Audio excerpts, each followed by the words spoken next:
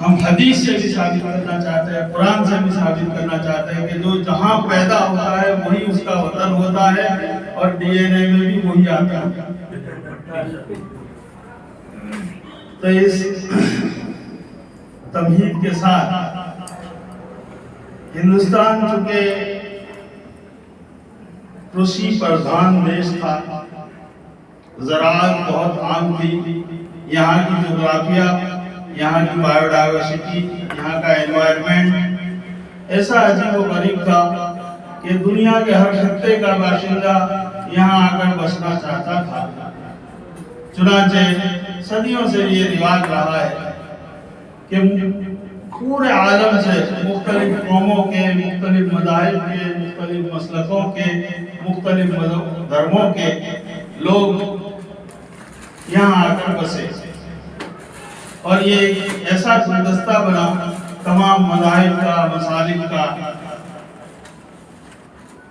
اور اس کی بھی ایک پس منظر ہے کہ جناب رسول اللہ صلی اللہ علیہ وسلم نے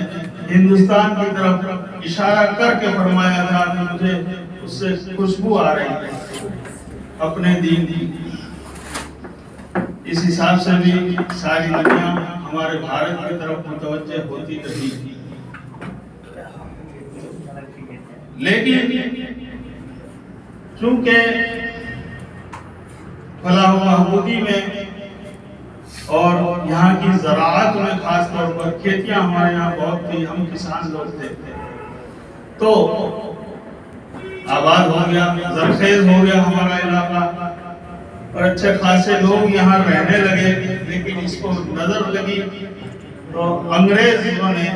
چاہا کہ وہاں جا کر دیکھنا چاہیے، اس کو قبضے کرنا چاہیے۔ چنانچہ ایسٹ انڈیا کمپنی تجارت کی غرض سے آج سے تقریباً 200-250 سال پہلے یہاں پر آئی، اور کمپنی نے آ کر سب سے پہلا کام یہ کیا کہ ان کسانوں کے بچوں کو، جو نونہال بچے تھے، وہ اپنے آباء و اجداد، اپنے ماں باپ کی کھیتیوں ہی میں ہمیشہ شامل رہتے تھے، لیکن ان کو ورغلایا اور ماں باپ کو بھی ورغلایا کہ ہم ان کو ایک اچھا ہنر سکھائیں گے، اور انہوں نے یہاں اپنی فیکٹریاں قائم کی، اپنی کمپنیاں قائم کی، لیکن ساتھ ساتھ ان کے بچوں کو یوں بھی کہا کہ ہماری جو اسکولیں ہوں گی وہ ہاسٹل والی ہوں گی، ہم کو کھانا بھی کھلائیں گے۔ یہ قسم کے لالچ دے کر ہمارے اس زمانے کے نونہالوں کو انہوں نے اپنے کنٹرول میں لیا۔ اس طریقے سے ہمارے بھارت کو غلام بنانے کی ابتدا ہوئی۔ اب وہ کسان لوگ بھی کہ یہ بچہ 12 سال کا، 15 سال کا ادھر ادھر گھومتا رہتا ہے، اس سے اچھا ہے کہ کھانا پانی بھی وہاں ہوگا اور کچھ علم و ہنر سیکھے گا۔ ہمارے بڑوں کی توجہ اس پر نہیں گئی کہ وہ کیا کچھ کرنے والے تھے۔ تو مشنری اسکولیں اس زمانے میں قائم ہوئی، اور آہستہ آہستہ جب لالچ میں اور تما میں، ہم تو بھولے بھالے لوگ ہیں بھارت کے، ہم مٹی سے پیدا بھی ہوئے ہیں اور مٹی سے ہماری خود کی غذا اور خوراک پیدا کر کے پوری دنیا کو کھلائے بھی جاتے تھے، لیکن یہ مشنری اسکولوں میں انہوں نے 2 کام کیے۔ ایک تو ٹیکنالوجی کا ہنر سکھایا، ساتھ میں اپنے مذہب کی تبلیغ شروع کی، اور ساتھ ساتھ میں وہ اتنے پھیلتے گئے کہ ہماری حکومت پر انہوں نے ڈاکہ ڈالا، اور ہمارے یہاں کے بھی جتنے بادشاہ اور حکمران تھے، مغلیہ سلطنتیں تھی، کہیں ہندو راجا بھی تھے، آرین سنسکرتی کے بھی تھے، الگ الگ علاقوں میں الگ الگ، کہیں نواب تھے، کہیں رانا تھے، کچھ بھی تھے، وہ سب اپنی اپنی جگہ پر اپنے باس بنے ہوئے تھے۔ ان سب کے اوپر انہوں نے غلامی کا طوق پہنا دیا۔ میں کہنا چاہوں گا کہ یہ پس منظر آزادی کا بھی 90 سال کا ہے، 90 منٹ میں بھی پورا نہیں ہو سکتا۔ 150 سال تقریباً انہوں نے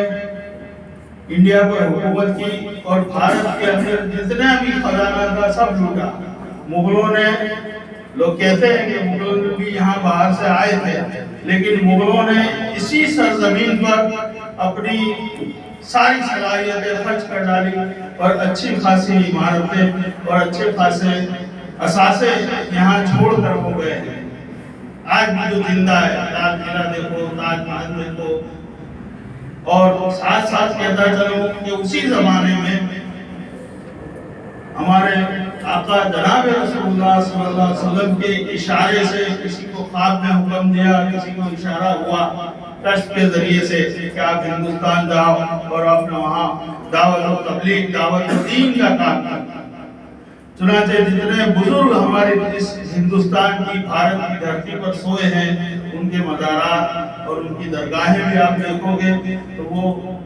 उस वक्त के नवाबों ने और शहंशाहों ने उनका भरपूर ताउन किया और अपनी तबलीग दीन के लिए वो हमेशा मुहसिन रहे।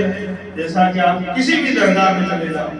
मैं तो कई जगह जाता भी और आपने भी मुशाहिदा किया है कि बड़ी बड़ी इमारतें वहाँ उनकी खानकाहों की लगी हुई हैं, बड़ी बड़ी मसाजिद लगे हुए हैं, लेकिन वो आज एक तारीख का बाब बन गए हैं। वो अब इस तरीके से आबाद नहीं है जैसे उस जमाने में थी। मतलब खानकाहें भी चलती थी और दूसरे मजहब के मठ भी चलते थे, आश्रम भी चलते थे, धर्मशालाएं भी चलती थी। लेकिन जब हमको पता चला 100-150 साल के बाद कि ये अंग्रेज तो कुछ और करना चाहते हैं, जैसा कि आगे मकाले में भी पढ़ा गया कि वो हमारी भारतीय तहजीब पर, भारतीय संस्कृति पर डाका डालना चाहते हैं और पूरा संस्कृति को रद्दोबदल करना चाहते हैं, तो हमारे मजहबी पेशवा हर मजहब के सब जमा होकर एक फिक्रमंद हुए और 1857, जिसको आप गदर कहो लेकिन वो आज़ादी हिंद की इब्तिदा थी, वो वहीं से शुरू हुआ। टीपू सुल्तान को भी एहसास हुआ तो सब अंग्रेज के मुखालिफ हुए और इस तरीके से मुख्तलिफ जगहों पर अंग्रेज की मुखालिफत, यहाँ तक मुखालिफत के अगर किसी ने भी सर उठाया तो अंग्रेज उनके सर कलम कर देते थे, कोई अदालत नहीं चलती थी। तकरीबन हमारी तारीख में तो लिखा है कि दिल्ली से मेरठ तक कोई दरख्त बाकी नहीं था कि जहां किसी आलिम की नाश लटकती न हो।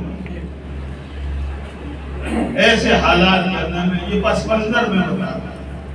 ऐसे हालात के अंदर। अच्छा, साथ साथ में अंग्रेजों ने ये भी काम किया कि उन्होंने हिंदुस्तान के जो 4 बड़े मजहब थे उनमें असलियत के बीच डाल दिए, तासुब के बीच डाल दिए,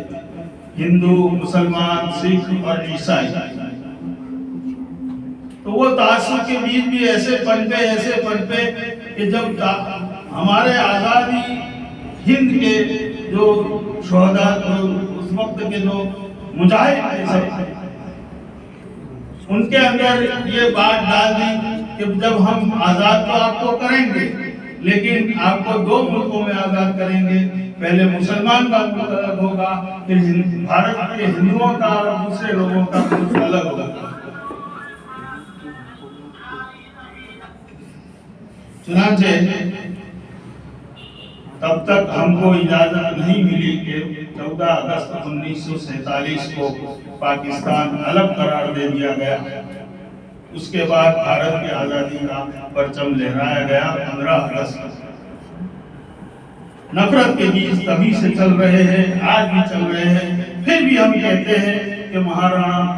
अशोक के जमाने से हमारा भारत अखंड भारत है। टुकड़े किसने किए, तासुब के बीच किसने डाले, आप खुद सोच लें। और हम एक बार फिर अखंड भारत की तरफ दौड़ लगाना चाहते हैं। खुदा के वास्ते ये असलियत को मिटा दीजिए, नफरत को मिटा दीजिए और एक दूसरे के साथ हमारे हिंदुस्तानी भाइयों मोहब्बत के साथ पेश आइए, तो हम दोबारा अखंड भारत की तरफ दौड़ लगाएंगे इंशाअल्लाह। बस इतना कहकर मैं अपनी बात समाप्त